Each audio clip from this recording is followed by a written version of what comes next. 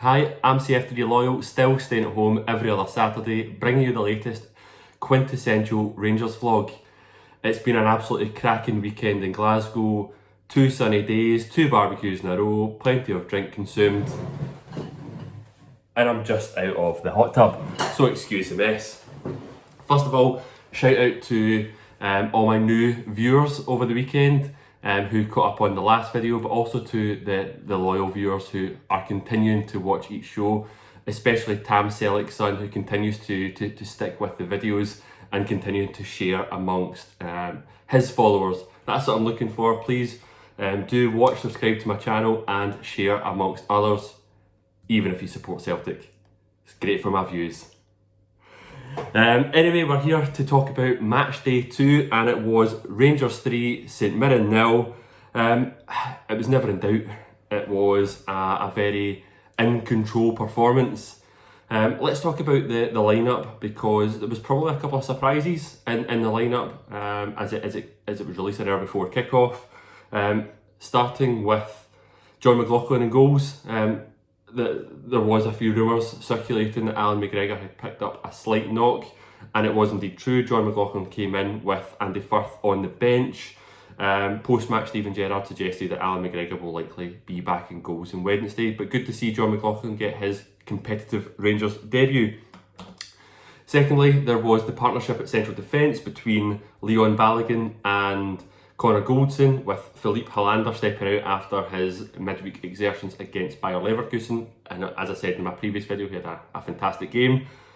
But so did Balogun, so did Goldson, and in fact, so did James Tavernier and Borna Barisic, who was the man of the match today. But I think a very solid all-round defensive performance.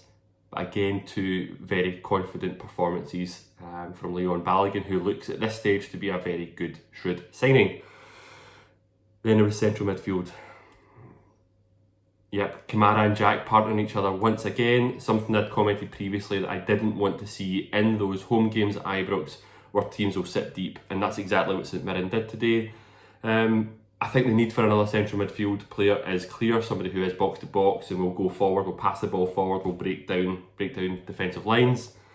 But I'd say that Kamara and Jack did well today. Credit where credit's due. I think Kamara was a wee bit more forward thinking. He had a shot. It's very un-Glenn Kamara-like.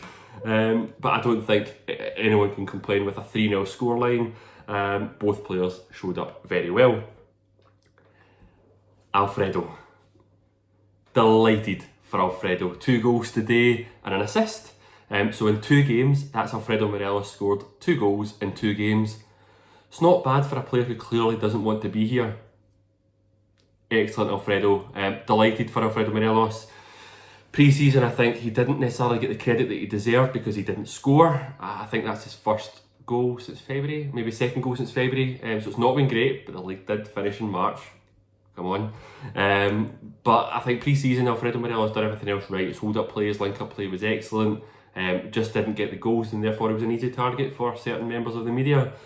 Delighted for Alfredo to get on the score sheet. I think it will do the world of good for his confidence. I think people were potentially surprised that Alfredo Morelos started. I think a lot of people were expecting Cedric Itten to start, because I think there was already rumours that Roof wouldn't be match fit, with talk of 7 to 10 days. Let's hope it's not another Jordan roster. But back to Morelos, I'm delighted for Alfredo Morelos. I said hopefully that's good for his confidence, and hopefully that silences a few of the doubters and potentially adds a few £1 million onto his price tag as well. The one thing I would say, and it was noticeable, I don't know if you noticed it as well, when Alfredo got his first goal in particular, the rest of his teammates jumped on him. They were absolutely delighted for him. And what that says to me is that's not a teammate that's disruptive. That's not a teammate that's distanced himself from his fellow professionals. That's a teammate who's clearly part of the team and very well liked within the team. They were all delighted for him. And I think that was a very, very positive sign. That clearly, despite his head being turned, as Stephen Gerrard said after Bayer Leverkusen, he's a player that's still giving his all for Rangers. So thank you, Alfredo, and keep up the good work. I have no idea what that noise was, but I jumped out my shirt. On the bench, we had Cedric Itten, as I said, but no Kemar Roof. Itten came on for last 10-15 minutes. probably didn't do enough for me to truly comment, but good to get that Ibrox debut out the way. Albeit, I think it was Kevin Thompson that said during his coverage that it was a shame that he didn't get to experience the applause that he would gain from a debut at Ibrox. But hopefully it won't be long until we are back at Ibrox. Kemar Roofe, 7 to 10 days, as I said.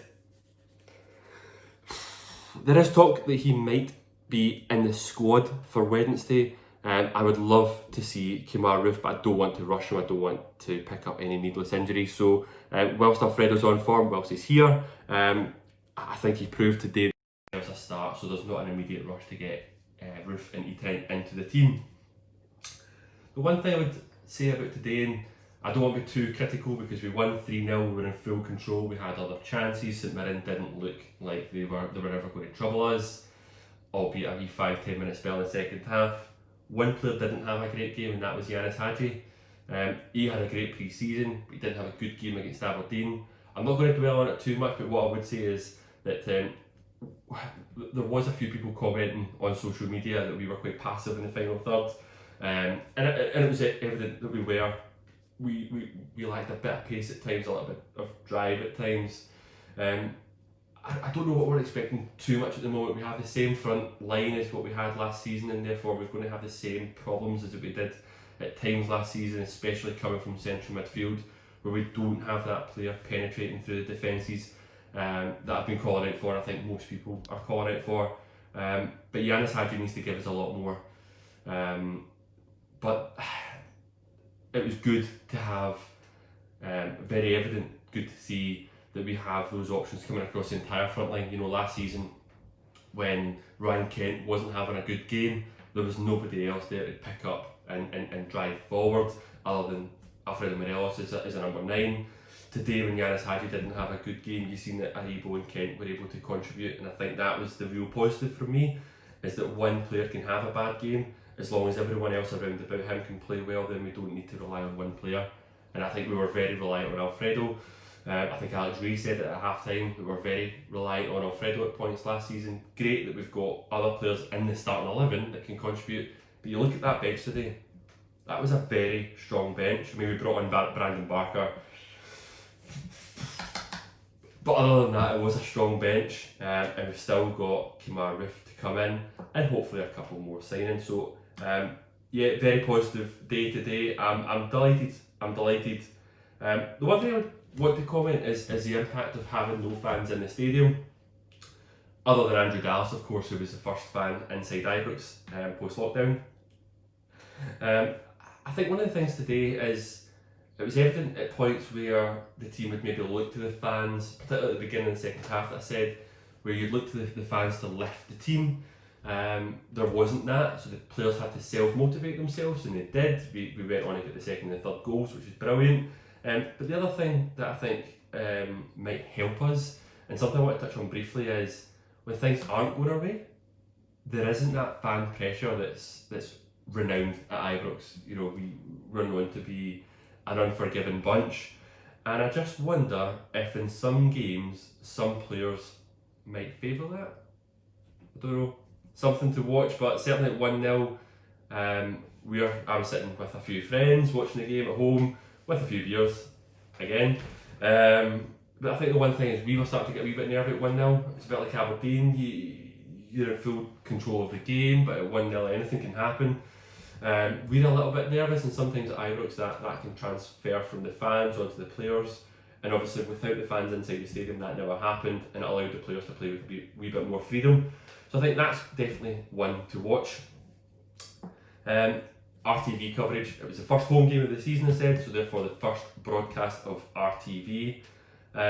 Fantastic. I think it's everything that fans were expecting, very professional. Some fantastic individuals involved in the show. When you think of Emma Dodds speaking to Alex Ray, Neil McCann, Nico Katic at pre-match, post-match and at half-time. But also Clive Tilsley added that bit of class alongside Kevin Thompson, even though we did shout out Celtic at one point. We'll ignore that. But yeah, I thought the coverage was excellent. I think the one thing, I don't know if everyone else experienced it, we experienced it in my household, Let me know if you did, 'cause I'm curious, but we lost the connection a couple of times and it lagged behind. We had a bit of a delay. Actually on my watch I got the ping that it was 2-0 before it actually happened on the TV, because we did have a couple of moments where it disconnected. Let me know if you had the same problems, if there was a slight lag, and if it did disconnect on you as well. Personally, that's something that frustrates me, because there was a point where I think it was Morelos was running through on goal, slightly on the wing, and it disconnected, and you're then kind of jumping off the seat to try and figure out what to do to get it to reset, and then it's a goal kick, and you're like, oh, what happened? So yeah, that's something for me that I think needs to be improved. Let me know if that also happened to you, if it's just my dodgy internet. Quite possible. But yeah, very positive experience with Rangers TV. Looking forward to getting Walter Smith, the legend, and Graham Souness, the future Rangers chairman. We'll brush past that one as well. Post-match, Steven Gerrard. I love Steven Gerrard. I really do. I really think he gets it. His comments are just exactly what I want to hear. We are Rangers, and we should be demanding the best, and we should have a strong squad competing. It's brilliant to have a manager who gets that. We've lacked it since Walter Smith, I would say. Ali McCoy's got it, but couldn't necessarily translate it. Circumstances were obviously very different, and if it wasn't for Ali McCoy, who knows where we might be. But as a football manager, he didn't necessarily translate that into the players, albeit he was working with Ian Black, so it's difficult to really comment. But Gerrard gets it. He really does get it, and I'm delighted for him to get the win today, and it's another win, and we move on to the next game. Important to reference what happened with the team across the other side of the city today. Their score finished Kilmarnock 1, Celtic 1, and I'm not going to get carried away. It is a long season. Rangers will drop points, and no doubt on social media people will laugh at Rangers for dropping points, but Scottish football is a lot better than people sometimes give it credit for. Kilmarnock and Rugby Park's a tough place to go, but currently it's advantage Rangers. You know, I think it's Hibs and Rangers sitting at the top on 6 points, Celtic now on 4. That gives us an edge over Celtic, don't get me wrong, that does exist, and it does exist psychologically. It's now up to Rangers. I don't care, I said it in my last vlog, I do not care what happens across the other side of the city. We need to focus on ourselves. The fact that they've dropped points helps us, and it's brilliant, and I'm delighted that has happened. But we just concentrate on ourselves. We've won 2 games, a tough game away to Aberdeen at Pittodrie, a home game against a team that was always going to come and sit deep. For me now, we take that into Wednesday against St Johnstone. We get another 3 points, and then we go into the weekend and we take it in again. That's the focus, that's the goal that I think Steven Gerrard and his coaching team will keep on drumming into the players right now. Focus on ourselves, keep winning the games in front of you, keep clocking up the 3 points. Don't worry about what's happening in our side of the city, focus on ourselves, and hopefully we build up a lead, because we will continue to get maximum points and they will lose points. There's a lot of points to be played for this season, so I'm not getting too carried away with them dropping points and us already building a gap ahead of Celtic, but it's very welcome, don't get me wrong. So yeah, as I said, Wednesday night against St Johnstone, I'm now beginning to get a wee routine going with this Rangers TV. Got the boys coming around on Wednesday night, means more drinks, means the wife's packed up the stairs again. I am sorry, Anna. I love this. I love Rangers being back, I love football being back. As I said, what a weekend, but the weekend consisted of watching Friday night football, Saturday night football, and then Sunday afternoon football, two Champions League games in a row, and then the Rangers playing. What a weekend, loving life. Anyway everyone, I am CF3 Loyal, stay safe, stay staunch.